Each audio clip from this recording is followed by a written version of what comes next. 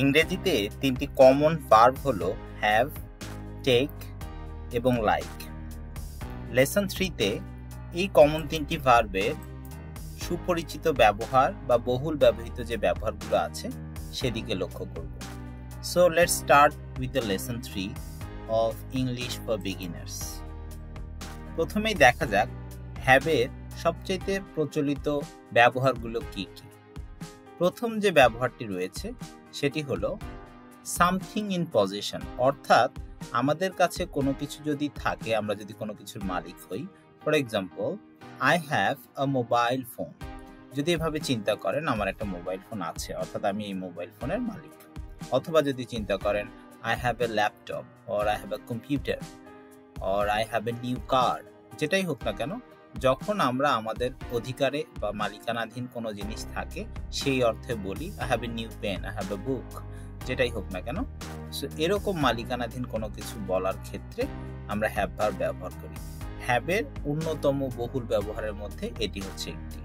এরপরে আরো কিছু ব্যবহার আছে। এরপরে যদি আমরা দেখি টু ডু সামথিং, তার আগে হ্যাভের ক্ষেত্রে আমি অলরেডি আপনাদের কয়েকটা এক্সাম্পল দিয়েছি। এবার যদি টু ডু সামথিং অর্থাৎ কিছু করা অর্থে যখন আমরা হ্যাভ ভার্ব ব্যবহার করি, শুনতে একটু অদ্ভুত মনে হতে পারে আপনাদের, বিগিনার্স ইউজার হওয়ার কারণে এটা এমনটা হতে পারে। তবে হ্যাভ ভার্বটি আমরা ডু অর্থে অনেক ক্ষেত্রে ব্যবহার করি। কি ধরনের কাজ করা অর্থে আমরা হ্যাভ ব্যবহার করি দেখেন, এখানে তিনটা এক্সাম্পল দেয়া আছে। ফার্স্ট এক্সাম্পল বলছে you will have shower in the afternoon, তাহলে বিকেল বেলা তুমি শাওয়ার নিবে, এরকম একটা ইনস্ট্রাকশন দেয়া হচ্ছে। অর্থাৎ এখানে গোসল করা অর্থে হ্যাভ শাওয়ার, অর্থাৎ কিছু করা অর্থে হ্যাভ ব্যবহার হচ্ছে। I used to have a swim every morning. আমি সাধারণত সকালবেলা সাঁতার কাটতাম, এর আগের ঘটনা। সো এখানে এই সুইম ভার্বটা করার জন্য ডু ব্যবহার না করে ব্যবহার করা হচ্ছে হ্যাভ। একইভাবে let's have a short walk after office, চলেন আমরা অফিসের পরে সামান্য হাঁটি বা কিছু দূর হাঁটি। সো এই যে হ্যাভ, এখানে হ্যাভ আসলে মূলত কিছু করা অর্থে ব্যবহার করা হচ্ছে। হ্যাভের আরো একটি ব্যবহার হলো কোনো কিছু রিসিভ করা, অথবা কোনো কিছুকে অ্যালাউ করা, অথবা কোনো কিছু অ্যাকসেপ্ট করা। দেখি আমরা এক্সাম্পল গুলো। Thank you for having me. আমরা সাধারণত কোনো স্টেজে স্পিচ বা বক্তৃতা দিতে গেলে, অথবা কেউ কোনো প্রশ্ন করলে, অথবা কেউ কিছু বলার সুযোগ দিলে, তখন ইংলিশ কালচারে এই ক্লজ বা এই সেন্টেন্সটি খুব বেশি ব্যবহার হয়। তো ভদ্রতামূলকভাবে আমরা এই সেন্টেন্সটা বলি thank you for having me. অর্থ হচ্ছে এমন, আমাকে সুযোগ দেওয়ার জন্য, অথবা আমাকে অ্যাকসেপ্ট করার জন্য, অথবা আমাকে রিসিভ করার জন্য, অথবা আপনি ভাবতে পারেন আপনাকে কিছু বলার জন্য অ্যালাউ করার জন্য। সো সেই অর্থে আপনি যদি বলেন thank you for having me, এটা মোটামুটি স্পষ্টতই বোঝা যায় যে আপনি আপনাকে অ্যালাউ করার জন্য থ্যাংক ইউ দিচ্ছেন। তারপর যদি পরবর্তী দুটো এক্সাম্পল আমরা দেখি, let me have a break for a couple of minutes, আমাকে 2 মিনিটের জন্য একটু ব্রেক দেন বা বিরতি দেন। সো এখানেও অ্যালাউ করা অর্থে, অর্থাৎ আমাকে 2 মিনিটের ব্রেক নেওয়ার ব্যাপারে আমাকে পারমিশন বা অনুমতি দেন। My mom wouldn't have any pet dog in the house, আমার মা কখনোই বাসায় বা বাড়িতে পেট ডগ নিত না বা নিতে দিত না, এরকম কিছু একটা মিন করা হচ্ছে। তো এখন এই সেন্টেন্সেও যদি লক্ষ্য করেন, তার মানে উডন্ট হ্যাভ এখানে অর্থ দিচ্ছে অ্যালাউ না করা বা অ্যাকসেপ্ট না করা অর্থে। অর্থাৎ হ্যাভ ভার্বের এই তিনটি ব্যবহার খুবই প্রচলিত। আরো কিছু ব্যবহার আমরা দেখি হ্যাভ ভার্বের ক্ষেত্রে। To take or eat or drink something, আমরা মাঝে মাঝে বলি যে I have had my dinner. So এরকম টাইপের সেন্টেন্স, খাওয়া অর্থে, কিছু ড্রিঙ্ক করা অর্থে। আবার হ্যাভ ভার্ব আমরা ব্যবহার করে থাকি কোনো কিছু এক্সপিরিয়েন্স করা অর্থে, অর্থাৎ আমি কোনো কিছু ফেস করলাম, কোনো কিছুর মুখোমুখি হলাম, অথবা কোনো একটা অভিজ্ঞতা পেলাম, সেই অর্থেও আমরা হ্যাভ ভার্ব ব্যবহার করে থাকি। এক্ষেত্রে আরো একটি হ্যাভের ব্যবহার আমাদের মনে রাখতে হবে, কোনো কিছু যখন কিছুটা বল প্রয়োগ করে ব্যবহার করা হয়, এখানে মোডাল অর্থে হ্যাভ টু ব্যবহার হয়। I have to solve the problem, I have to arrange a meeting। যখন আমরা এই অর্থে হ্যাভ টু ব্যবহার করি, এটা মাস্টের চাইতে কিছুটা কম গুরুত্ব দেওয়া হয়, অট টু এর মতো অর্থ। শুডের চাইতে কিছুটা বেশি। সো এখানে আমরা এক ধরনের গুরুত্ব বা ইম্পর্টেন্স বা এমফেসাইজ করার জন্য, জোর দেওয়ার জন্য হ্যাভ টু ব্যবহার করে থাকি। সেক্ষেত্রে আমাদের মনে রাখতে হবে এখানে শুধু হ্যাভ না, হ্যাভের সাথে টু ব্যবহার করা হয় এবং এর পরের ভার্বটি সাধারণত বেস ফর্ম বা রুট ফর্ম বা ওর যে প্রেজেন্ট বা অরিজিনাল ফর্ম সেই ফর্মে ব্যবহার হয়। এখন আমরা এক্সাম্পল দেখার চেষ্টা করি। হ্যাভের ক্ষেত্রে যদি ড্রিঙ্ক বা ইট এরকম কোনো অর্থে আমরা ব্যবহার করে থাকি, সেটি হচ্ছে কিছু এক্সাম্পল যদি চিন্তা করি, let him have a glass of water, I had the dinner with my parents last night, please let me have the responsibility of the project. তাহলে যেটা হলো সেটা হচ্ছে দেখতে পাচ্ছি যে কোনো কিছু খাওয়া কিংবা ড্রিঙ্ক করা, কোনো কিছু নেয়া অর্থে আমরা হ্যাভ ব্যবহার করি। হ্যাভের এক্সপিরিয়েন্স অর্থে আমরা যদি এক্সাম্পল দেখি, she is having a wonderful tour in Nepal, তাহলে সে নেপালে বেশ ভালো একটা ট্যুর এক্সপিরিয়েন্স করছে, তা উপভোগ করছে এই অর্থে। I didn't have any problem with the new software, নতুন সফটওয়্যারের সাথে আমার কোনো প্রবলেম হয় নাই, মানে নতুন সফটওয়্যারটা থেকে আমি কোনো প্রবলেম ফেস করি নাই বা এক্সপিরিয়েন্স করি নাই। You have a great luck at your new office, তার মানে নতুন অফিসে আপনি একটা ভালো অভিজ্ঞতা বা ভালো লাক ফেস করছেন বা এনজয় করছেন বা এক্সপিরিয়েন্স করছেন অর্থে। তারপর যদি আমরা দেখি ফোর্স করা বা কোনো কিছুর গুরুত্ব দেওয়া, এমফেসাইজ করা অর্থে হ্যাভ টু যেখানে ব্যবহার করা হয়, you have to complete the assignment tonight, তার মানে কিছুটা জোর দিয়ে বলা হচ্ছে যে আপনাকে আজ রাতের মধ্যেই অ্যাসাইনমেন্ট শেষ করতে হবে, কমপ্লিট করতে হবে। She has to earn a huge amount of money, তাকে একটা বড় অঙ্কের অর্থ উপার্জন করতে হবে কিছুটা গুরুত্বের সাথে। দেখেন এখানে লক্ষণীয় বিষয় হলো হ্যাভ ভার্বের যে অন্য ফর্ম অর্থাৎ হ্যাজ টু, কখনো কখনো পাস্ট মিন করার জন্য বা পাস্ট টেন্স দেখানোর জন্য আমরা হ্যাড টু ব্যবহার করে থাকি। আবার যদি আরো একটা সেন্টেন্স দেখেন, we have to win the match, আমাদের এই ম্যাচটি জিততে হবে। সো এই যে হবে অর্থে একটা গুরুত্ব দেয়া এক্সট্রা, এই জায়গাগুলোতেও আমরা হ্যাভ ভার্ব ব্যবহার করি। তাহলে হ্যাভ ভার্বের এই 6টা ব্যবহার প্রচুর পরিমাণে হয়ে থাকে, বহুল ব্যবহৃত। আমরা আরেকবার কুইক যদি দেখে ফেলি, হ্যাভ সামথিং ইন পজিশন, কোনো কিছু মালিক হওয়া বা কোনো কিছু অধিকারে থাকা, কিছু করা অর্থে to do something, to accept, receive or allow someone, কোনো কিছু অ্যাকসেপ্ট করা, কাউকে অ্যাকসেপ্ট করা, অ্যালাউ করা অথবা রিসিভ করা অর্থে, কোনো কিছু খাওয়া, to drink, eat or take অথবা নেয়া অর্থে, টু এক্সপিরিয়েন্স সামথিং, কোনো কিছু ফেস করা, কোনো অভিজ্ঞতা লাভ করা, কোনো কিছু উপভোগ করা অর্থে। এবং হ্যাভের আরেকটি ব্যবহার হচ্ছে কোনো কিছুতে গুরুত্ব দিয়ে করতে হবে, করার গুরুত্ব বোধ করানোর জন্য আমরা হ্যাভ টু ব্যবহার করে থাকি। এরপরে আরো দুটি ভার্ব হলো লাইক এবং টেক।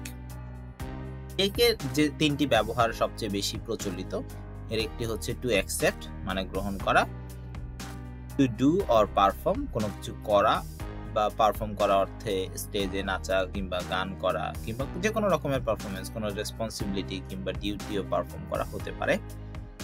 তারপর টু ওয়্যার ক্লোথস, পরা অর্থে, কাপড় পরা অর্থেও আমরা টেক ভার্ব ব্যবহার করি। এক্সাম্পল যদি আমরা দেখি, do they take credit card in the shop, এই দোকানে কি তারা ক্রেডিট কার্ড গ্রহণ করে, মানে অ্যাকসেপ্ট করে কিনা credit card. The authority takes the application for funding, funding এর জন্য এই কর্তৃপক্ষ অ্যাপ্লিকেশন বা আবেদনপত্র রিসিভ করে। Do not take the professional abuses at work, তাহলে পেশাগত অপব্যবহার করতে বা রিসিভ করতে নিষেধ করা হচ্ছে। অর্থাৎ আমাদেরকে বা আপনাকে কেউ যদি পেশাগতভাবে অপব্যবহার করে, হয়তো দেখা গেল যে আপনার এটা কাজের রেসপন্সিবিলিটি না, আপনাকে দিয়ে জোরপূর্বক কাজটা করানোর চেষ্টা করা হচ্ছে, সেটা এক ধরনের প্রফেশনাল অ্যাবিউজ আমরা বলতে পারি। তবে সবসময় কথাটা সত্যও না, অনেক সময় অফিসের প্রয়োজনে আমাদের করতেও হয়। সো যাই হোক না কেন, তো সেন্টেন্সের অর্থ হচ্ছে প্রফেশনাল অ্যাবিউজ যেন আপনি অ্যাকসেপ্ট না করেন, এরকম অ্যাকসেপ্ট করা অর্থে আমরা টেককে ব্যবহার করতে পারি। এরপরে যদি আমরা বলি, টেকের অন্যান্য আরো একটা ব্যবহার হচ্ছে to do or to perform, অর্থাৎ কোনো কিছু করা অর্থে। I am taking business English for the professionals, তাহলে আমি পারফর্ম করছি অথবা নিচ্ছি বা ক্লাস নেওয়া অর্থে, এখানে মিন করা হচ্ছে কিছু করা অর্থে, আমি প্রফেশনালদের জন্য বিজনেস ইংলিশ যে কোর্স রয়েছে সেটি নিচ্ছি। তারপর যেটা বলা হচ্ছে the organization took our service faithfully. তাহলে এই অর্গানাইজেশন আমাদের সার্ভিস অর্থাৎ আমরা যা পারফর্ম করি সেটাকে ফেইথফুলি নিয়েছে। রিসিভ করা অর্থেও এই সেন্টেন্স মিন করা যেতে পারে। She is taking a degree at a university. আপনি এটাকে এভাবে বলতে পারেন, she is doing a degree at a university, অর্থাৎ সে আসলে ইউনিভার্সিটিতে পড়ছে। কিছু করা অর্থে টেক ভার্ব ব্যবহার করা। এরপরে কিছু পরিধান করা বা কাপড় পরা অর্থে যদি চিন্তা করি, which size do you take, তার মানে কোন সাইজের টি শার্ট বা প্যান্ট বা যেটাই হোক না কেন, বা যে কোনো ড্রেস, মেয়েদের যে কোনো ড্রেসের সাইজ হতে পারে, সেক্ষেত্রে কোন সাইজটা আপনি পরেন সেটা না বলে which size do you wear না বলে বলছে which size do you take, মানে কোন সাইজ আপনি ব্যবহার করেন বা পরেন। It's good to have a half sleeve. সামারে যেটা হয় হাফ হাতা ড্রেস আমরা পছন্দ করি, সেক্ষেত্রে it's good to have a half sleeve, that means একটা হাফ হাতা পরা ভালো হবে পরিধান করা অর্থে। Take your clothes with a sense of your culture. তাহলে বলছে যে আপনার কালচার বা সংস্কৃতির কথা চিন্তা করে বা আপনার আশপাশের পরিবেশ কেমন সেটার কথা চিন্তা করে আপনার পোশাক পরিধান করা উচিত। তাহলে টেকের এই তিনটা ব্যবহার গেল। আমরা যদি একটু দেখি রিভিউ দিয়ে, টু অ্যাকসেপ্ট মানে কোনো কিছু মেনে নেওয়া বা গ্রহণ করা, টু ডু মানে কোনো কিছু করা, অ্যান্ড টু ওয়্যার ক্লোথস অর্থাৎ কাপড় পরিধান করা অর্থে টেক আমরা সবচেয়ে বেশি ব্যবহার করি। এবারে দেখা যাক লাইক ভার্বের ব্যবহার। Two prefer or to choose, এরপরে রয়েছে টু বি সিমিলার, এরপর রয়েছে উড লাইক। তাহলে আমরা তিনটা ব্যবহার পাচ্ছি। লাইকের ক্ষেত্রে টু প্রেফার বা চুজ অর্থ হচ্ছে কোনো কিছু পছন্দ করা বা বেছে নেয়া। আই লাইক আমি ওই মুভিটা পছন্দ করি, আমার ভালো লেগেছে। সো এরকম টাইপের আমরা এক্সাম্পল আরো দেখতে পারি। Do you like the hot drinks or the cold ones, আপনি কি হট ড্রিঙ্কস পছন্দ করেন নাকি ঠান্ডাটা পছন্দ করেন। I don't like people with frequent excuses, যারা ঘন ঘন অজুহাত দেয় তাদেরকে আমি পছন্দ করি না। এই যে পছন্দ করা পছন্দ না করা এই যে বিষয়গুলো আসছে, এই অর্থে পছন্দ করা অর্থে আমরা লাইক ভার্ব ব্যবহার করি। She doesn't like wearing makeup, সে মেকআপ নিতে বা মেকআপ পরতে পছন্দ করে না। এখানে যদি আপনি বলতেন she doesn't like taking makeup, এখানে টেকিংটা ওয়্যারিং এর সিমিলার মিনিং অর্থে একটু আগে আমরা যেটা পড়লাম সেটা হতে পারে। তারপর যদি আমরা দেখি সিমিলার হওয়া অর্থে, she is like my elder sister, তিনি আমার বড় বোনের মতো। এখানে এই লাইক অর্থ পছন্দ করা না, এই লাইক অর্থ হচ্ছে সিমিলার বা একই রকম বা কাছাকাছি টাইপের হওয়া। My new office is not like my old one, আমার নতুন অফিস আগের অফিসের মতো না, মানে সিমিলার না। লাইক ফাদার লাইক সান, আমরা বাংলায় একটা প্রবাদ ব্যবহার করি বাপকে বেটা, অর্থাৎ বাবা এবং ছেলে একই স্বভাবের বা একই রকম দেখতে এই অর্থে। সো সেটা ইংলিশে হচ্ছে লাইক ফাদার লাইক সান। এই জায়গাটাতে লাইক যে ওয়ার্ডটা ব্যবহার করা হচ্ছে সেটি হচ্ছে মূলত সিমিলার অর্থে। এরপর রয়েছে উড লাইক বা অট টু। উড লাইক অর্থ অনেক সময় আমরা করতে চাই বা করার গুরুত্ব প্রকাশ করছি সেই অর্থে আমরা ব্যবহার করি, করার ইচ্ছা পোষণ করা। সেক্ষেত্রে I would like to have a break from the robotic lifestyle, robotic lifestyle থেকে আমি একটু বিরতি চাই বা ছুটি চাই। He would like to have some fun with us, সে আমাদের সাথে একটু মজা করতে চায়। They would like to have meeting with team, দলের সাথে বা টিমের সাথে সে মিটিং করতে চায়। সো এই জায়গাগুলোতে আমরা যখন কোনো কিছুর ইচ্ছা পোষণ করি তখন আমরা লাইক সরাসরি ব্যবহার না করে উড লাইক ফ্রেজটা ব্যবহার করি। মাথায় রাখবেন উড লাইকের পরে আমরা সবসময় ভার্বের বেস ফর্ম বা রুট ফর্ম ব্যবহার করি যদি ভার্ব ব্যবহার করতে হয়। এভাবে আমরা লাইকের তিনটা ব্যবহার সবচেয়ে বেশি মনে রাখতে পারি। এই তিনটা ব্যবহারই সবচেয়ে বেশি হয়ে থাকে। একটা হচ্ছে কোনো কিছু পছন্দ করা, কোনো কিছুর সাথে সিমিলার হওয়া, এবং আরেকটি হচ্ছে উড লাইক কোনো কিছু করার ইচ্ছা পোষণ করা। সো এই ছিল আমাদের লেসন 3 আজকের জন্য। Thank you very much. আপনাদের কোথাও সমস্যা হলে আপনারা ভিডিওটি আরও একবার দেখার জন্য আমি সবসময় সাজেস্ট করে থাকি। ইনশাআল্লাহ পরবর্তী লেসনে আপনাদের সাথে দেখা হবে।